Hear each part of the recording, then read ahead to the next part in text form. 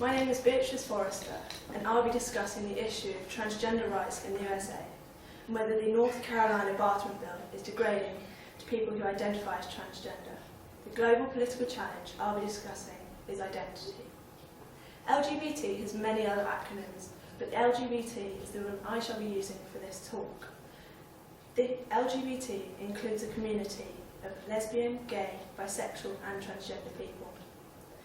A transgender person whose sense of personal identity and gender does not correspond with their birth sex. The North Carolina Bathroom Bill is the Public Facilities Privacy and Security Act, officially called an Act to provide for single-sex, multiple occupancy, bathroom and changing facilities in schools and public agencies, and to create the statewide consistency of regulation, employment and the public accommodations, but commonly known as the House Bill, or HBT. Bathroom bills are not new to America. With the introduction of public toilets in the 19th century, they were often seen as a safe space for women to use in the outside world. As more women came into the labour workforce, cultural anxieties of women out of the outside world began to rise, leading to the government's interference in public restrooms. By 1920, about 44 states had gender-segregated public bathrooms. In the South, racist laws, under the term Jim Crow laws, reached bathrooms, segregating white and people of colour, deeming black men as sexual predators who would abuse white women, and use black women as accomplices. Therefore, bathrooms were segregated based on race. During the 1960s, the fear of venereal diseases entrenched the racism imposed in bathroom bills. The USA had the largest soft power influence in the world. Therefore, it is the most influential cultural country in the world. There are 1.4 million adults in the US who identify as transgender. The previous progression in states of LGBT rights is that they have had to accept gay and lesbian rights before they can even consider transgender rights. An example of this currently is in Russia, where same-sex sexual activity in private between two consenting adults has been legal since 1993. Yet, there are no present laws that even consider transgender rights. And Uganda has the same-sex sexual activity listed as a criminal offence under the Uganda Anti-Homosexuality Act of 2014. Alternatively, Canada, under Trudeau's government, has amended the Canadian Human Rights Act with Bill C-16, which adds gender, identity and expression to the list of prohibited grounds for discrimination. Controversially, Iran has recognised the transgender community and allowed sex reassignment surgery, and as of 2008, there were more sex change operations than any other nation other than Thailand. Yet Texas has recently followed suit of the North Carolina bathroom bill and has filed to pass their own version of the bathroom bill, but theirs includes penalties and fines. Whereas the North Carolina bill does not specifically outline penalties, it can count as a Class 3 misdemeanour, punishable with a maximum fine of $200. The levels of analysis theory could be applied to further understand the depths of the bathroom bill and its effects on society, as it is regional in the USA, and it has a community level of transgender people all across the world. The critical theory of cultural Marxism, created by Herbert Marcuse, can show that the oppression of the heterosexuals against the LGBT is very clear in the bathroom bill. Yet, usually those arguments for the bathroom bill are linked to Christianity and biblical references. Therefore, perhaps a Judeo-Christian's oppression of all other religions in the world. Human rights is another theory. So the Universal Declaration of Human Rights of 1948. Human rights abuses based on sexual orientation or gender can include the violation of the rights of the child. It can include Article 5, the infliction of torture and cruel, inhuman and degrading treatment. Article 9, arbitrary detention on the grounds of identity or belief. Article 20, the restriction of freedom of association and the denial of the basic rights of due process. And finally, Article 16, men and women of full age without any limitation due to race, nationality, religion, have the right to marry and to found a family. They are entitled to equal rights as to marriage, during marriage, and its dissolution. Soft power was written about by Joseph Nye, who describes it as the power a state has using their influence. Portland 30 is a list compiled of the top 30 power influences, measured on a range of factors. The USA is first on this list.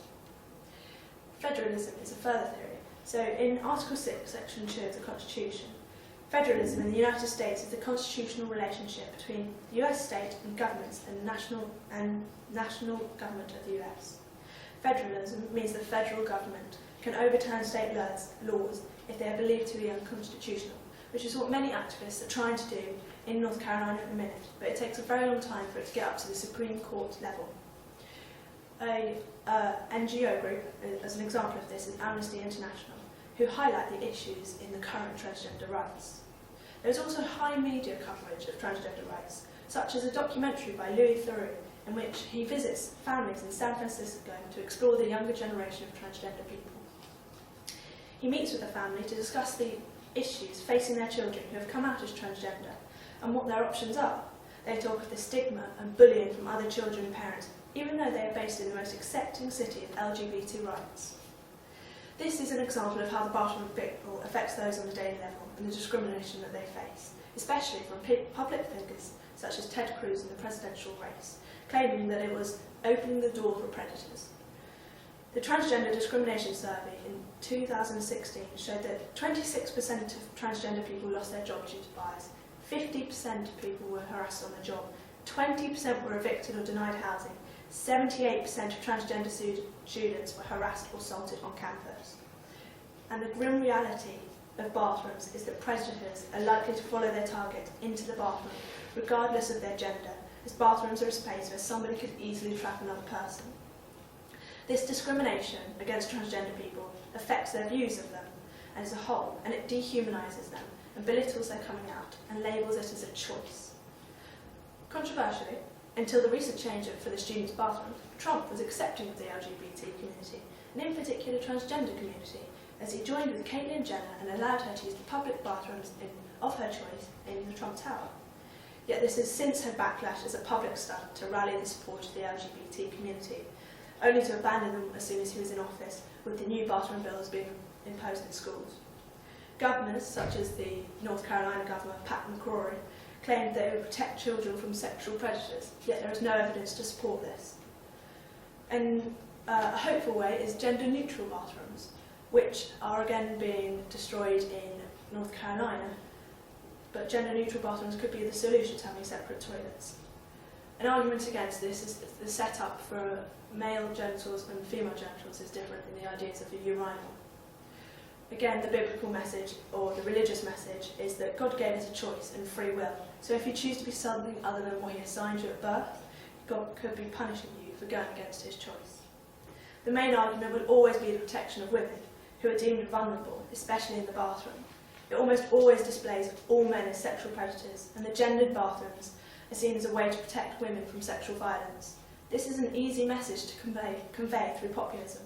This is a powerful tactic used by many politicians, where it conveys a partially true or even false message through short, powerful slogans, such as protecting women from rapists, then painting the transgender community as the rapist.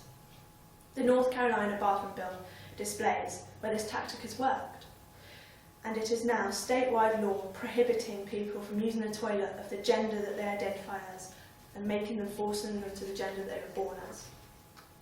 To conclude, the North Carolina bathroom bill is degrading to the transgender community by labelling the transgender community as being transgender by choice.